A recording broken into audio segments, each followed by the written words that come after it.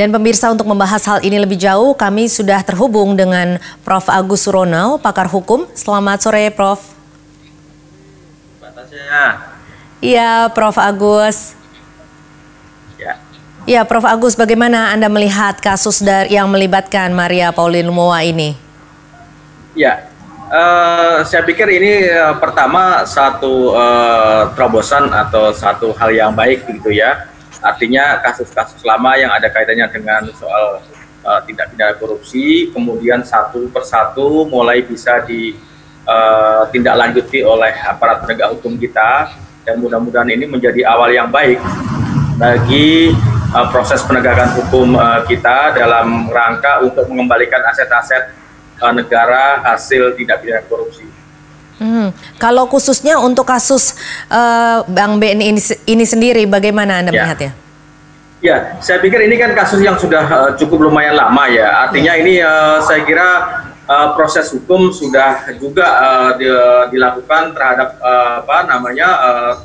terdakwa yang lainnya yang sudah akhirnya kemudian sudah menjalani hukuman. Nah, ini kan salah satu diantaranya adalah saudari Paulina ini. Nah, ini saya kira menjadi sesuatu hal yang baik ya, awal yang baik saya kira di dalam proses penegakan hukum pidana korupsi khususnya ya, dalam rangka untuk mengembalikan aset negara dihasilkan dari tindak pidana korupsi.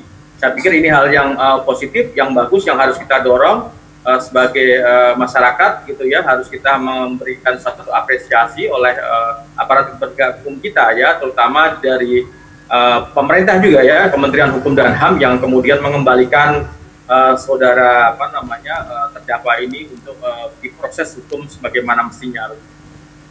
Ini kan merupakan kasus yang memang seperti yang Anda katakan tadi adalah cukup lama ya, dari tahun 2003, ini berarti sudah 17 tahun sampai saat ini. Nah, menurut pengamatan Anda bagaimana sejak dari 2003 sampai saat ini mengenai kasus yang melibatkan korupsi dan juga melibatkan bank seperti ini? Ya, memang banyak kasus-kasus korupsi yang dilakukan oleh para pelaku tindak pidana korupsi, terutama dengan motif-motif soal perbankan gitu ya. Yang memang ini hal yang saya kira harus didorong. Tidak hanya kasus BNI, saya kira banyak beberapa kasus yang mungkin menjadi catatan dari beberapa pegiat anti korupsi yang memang harus kita tidak lanjuti. Nah, ini mudah-mudahan ini bisa menjadi suatu suatu semangat baru ya, dalam rangka untuk saya selalu mengatakan bahwa hukum pidana korupsi penegakannya harus kembali kepada soal konsep apa yang disebut dengan istilahnya pengembalian aset hasil tindak pidana korupsi yang dikenal dengan aset recovery begitu ya. Bagaimana mengembalikan aset hasil tindak pidana korupsi ini untuk kembali kepada negara dan kemudian dimanfaatkan sebesar-besarnya untuk masyarakat. Apalagi dalam situasi kondisi yang dihadapi oleh bangsa ini yang sangat sulit begitu ya, menghadapi situasi pandemi. Nah, ini mudah-mudahan bisa menjadi salah satu cara untuk katakanlah mengembalikan aset-aset yang kemudian nanti manfaat dari aset itu bisa bermanfaat untuk masyarakat. Iya, bagaimana seharusnya pemulihan aset yang telah dicuri dan dikorupsi tersebut?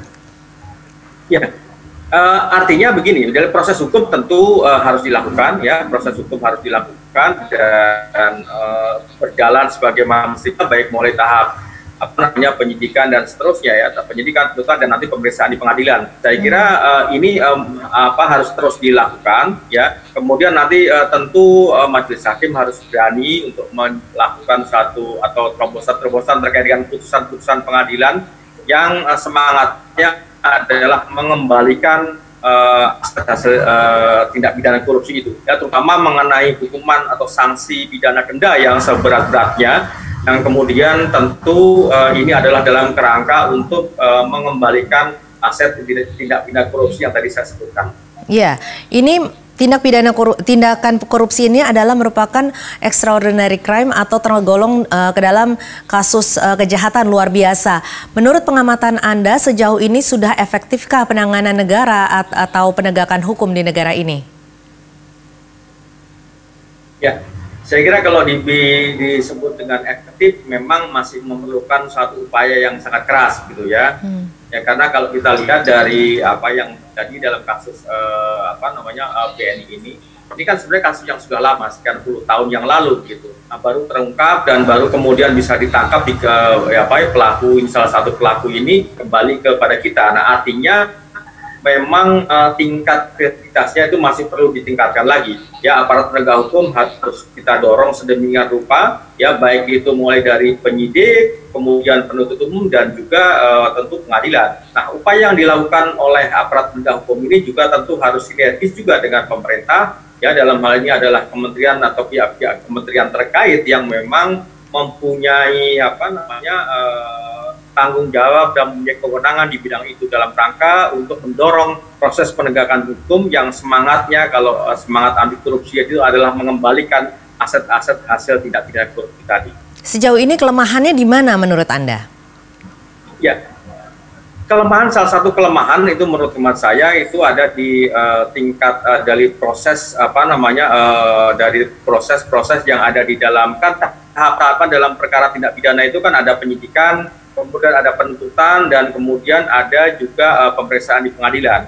Nah, ketiga hal ini memang masih perlu kita dorong untuk dilakukan satu peningkatan karena memang aparat penegak hukum kita juga perlu ditingkatkan kapasitasnya, gitu ya, kapasitas dari masing-masing aparat penegak hukum itu, baik itu yang ada di tingkat penyidikan maupun yang ada di penuntutan dan juga yang ada di hakim yang ada di mengadili perkara-perkara tersebut. Memang perlu satu peningkatan kapasitas yang harus kita dorong, ya, terutama majelis hakim misalkan itu ketika memutuskan atau menjatuhkan suatu perkara-perkara korupsi, memang ada satu hal yang harus kita perhatikan, yaitu bagaimana hakim untuk menciptakan atau mewujudkan apa yang disebut dengan menemukan hukum. Dalam hari ini adalah bagaimana menjatuhkan suatu sanksi atau putusan yang lebih mengarah kepada denda yang sangat berat, yang akhirnya kemudian ini mencegah mereka-mereka yang tadinya akan melakukan suatu tindak pidana korupsi menjadi tidak akan melakukan suatu tindak pidana korupsi. Apakah menurut Anda selama ini hukuman yang dijatuhkan kurang memberikan efek jera atau kurang memberikan suatu pencegahan gitu terhadap pihak lain? Ya, sekarang ini kan hukuman pidana, meskipun di dalam ketentuan stasiun pidana di dalam KUHP itu kan dimungkinkan untuk pidana itu selain pidana penjara, ya, pidana denda. Nah, yang paling dikedepankan saat ini memang masih mengarah kepada penjatuhan pidana penjara, ya, bagi pelaku tindak pidana korupsi.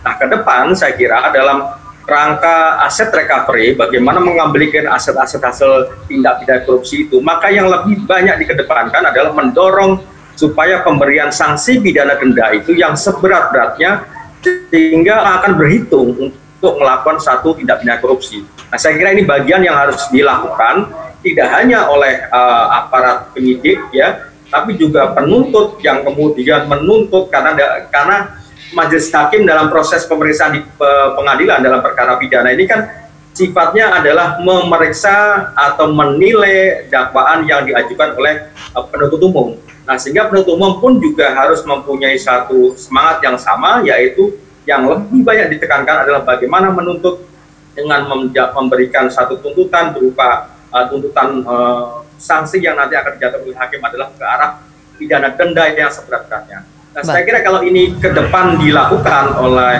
aparat penegak hukum, ya, mulai dari penyidik, penuntut maupun hakim yang memeriksa perkara-perkara kasus korupsi, semangat pidana denda ini menjadi sesuatu hal yang sangat penting sekali. Saya pikir ini yang harus kita dorong. Iya, baik. Dan tentunya diperlukan keberanian, ya, tidak hanya juga keseriusan. Dan pasti tentunya baik dari setiap penegak hukum ini tentunya juga memiliki resiko-resiko dan juga harus melakukan sinergisitas. Prof. Agus tadi dikatakan bahwa memang harus ada keseriusan dari penegak hukum, para penegak hukum. Tetapi tentunya mereka memiliki resiko-resiko sendiri. Di mana di dalam kasus ini saja untuk mengekstradisi Maria Lumowa sendiri memiliki resiko ataupun ada upaya-upaya katanya, ya, untuk menggagalkan proses ekstradisi tersebut. Tentunya untuk penegakan hukum selanjutnya para penegak hukum ini memiliki resiko-resiko tertentu. Nah, bagaimana pandangan Anda? Ya, saya kira memang perlindungan terhadap aparat penegak hukum menjadi sesuatu yang sangat penting, gitu ya. Kalau di dalam kaitannya dengan saksi dan korban itu kan memang sudah ada. Memang terkait dengan aparat penegak hukum itu juga diperlukan suatu adanya satu tindakan hukum ya, karena ini sangat berisiko ya, terutama kaitannya dengan kejahatan-kejahatan yang memang ini masuk dalam kualifikasi extraordinary crime gitu ya, bahkan ini kan lintas negara gitu ya, melibatkan saya kira jaringan-jaringan di negara-negara di luar Indonesia gitu. Oleh karena itu memang perlu ada satu kerjasama di antara negara kita dengan negara-negara yang memang sebagian besar diminati oleh para koruptor kita untuk bepergian di luar negeri dan mengamankan dirinya supaya tidak katakanlah di proses hukum sebagaimana yang seharusnya dia dilakukan oleh aparat penegak hukum. Nah, oleh karena itu kerjasama di antara negara-negara ya dalam kerangka untuk menerapkan ekstradisi atau mengembalikan pelaku-pelaku tidak pidana korupsi kembali ke negara Indonesia dan bisa diproses hukum di negara Indonesia ya dalam kerangka untuk yang tadi saya sampaikan, ini menjadi sesuatu hal yang sangat penting ya, kerjasama di antara negara-negara pihak yang dalam kerangka untuk melaksanakan atau dalam kerangka untuk menciptakan di antara dua negara gitu ya dalam kaitannya dengan soal proses penegakan hukum tindak pidana korupsi itu menjadi sesuatu yang sangat penting untuk dilakukan secara terus-menerus oleh pemerintah kita gitu. Iya, apalagi banyak sekali ya yang menjadi buronan pergi ke luar negeri begitu ya, Prof ya. Kalau begitu apa saja sih sebenarnya kerjasama yang bisa dilakukan oleh negara kita kepada negara-negara lain ini dalam upaya penegakan hukum? Kerjasama bisa di antara negara kita, kan kita ada kerjasama dengan beberapa negara ya, kerjasama tentu biasanya didahului dengan ekstradisi di antara dua negara. Kalau memang tidak memungkinkan, biasanya kementerian luar negeri kan biasanya juga melakukan satu proses pendekatan. Nah, seperti apa yang dilakukan oleh ketika mengembalikan si Maria Pauline ini kembali ke Indonesia itu kan adalah merupakan upaya-upaya yang sebenarnya di luar adanya perjanjian ekstradisi di antara negara kita dengan negara di mana terakhir saudara Paulina ini dikembalikan gitu ya. Nah, ini pendekatan seperti itu memang terus harus kita galakkan ya. Saya pikir kementerian terkait mempunyai satu peran yang sangat signifikan ya untuk melakukan satu lobby tertentu. Karena tidak mungkin kemudian ketika ada pelaku tidak pidana korupsi yang melakukan tindak pidana di Indonesia kemudian bepergian ke luar negeri, dan ini sebagaimana kita kasus yang kemarin ya, selain Maria Pauline juga ada kasus yang kemudian sudah lama juga ya, kasus sebelumnya gitu ya, kemudian akhirnya bisa dikembalikan oleh pemerintah kita. Jadi saya pikir banyak kok yang bisa kita lakukan ya, pemerintah dalam hal ini sudah melakukan upaya-upaya sedemikian rupa, dan ini harus kita dorong terus, supaya kasus-kasus yang memang sudah sekian puluh tahun yang menjadi PR yang tidak bisa diselesaikan dalam proses penegakan hukum tidak pidana korupsi kita, maka ini bisa diselesaikan ya, katakanlah dalam kurun pemerintahan Pak Jokowi ini bisa diselesaikan dengan baik lah. Meskipun ini kewajibannya tidak hanya pada aparat penegak hukum, tapi juga pada pemerintah juga untuk mendorong proses pengembalian pelaku-pelaku tidak pidana korupsi untuk bisa kembali ke Indonesia. Iya, karena untuk kasus BNI ini sendiri atau kasus Maria ini sendiri pada tahun 2010 dan 2014 pemerintah Indonesia kan sudah mengajukan ekstradisi kepada pemerintah Belanda, tetapi kemudian ditolak. Ini juga untuk di Serbia sendiri ini sudah hampir 1 tahun dan proses ekstradisinya ini hampir membuat Maria sendiri bebas begitu ya. Apakah apa yang kurang dari hal ini? Apakah mungkin pendekatannya pada waktu untuk ke pemerintah Belanda itu memang kurang, ataukah karena memang dia sudah menjadi warga negara Belanda, atau bagaimana, Prof? Ya, saya kira tidak masalah ya, meskipun yang bersangkutan katakanlah menjadi warga negara luar kita ya, warga negara Belanda misalkan ya, memang ada kewajiban dari negara yang bersangkutan untuk memberikan perlindungan kepada warga negaranya. Tapi kita pun juga berdasarkan hukum Indonesia, karena pada waktu melakukan satu tindak pidana itu adalah yang bersangkutan adalah warga negara Indonesia, maka berdasarkan asas nasionalitas aktif kita bisa saja berusaha sedemikian rupa untuk mengembalikan Maria Pauline ini untuk kembali ke Indonesia. Untuk apa? Untuk diadili, diperiksa berdasarkan hukum Indonesia. Jadi ada asas hukum pidana itu namanya asas nationality.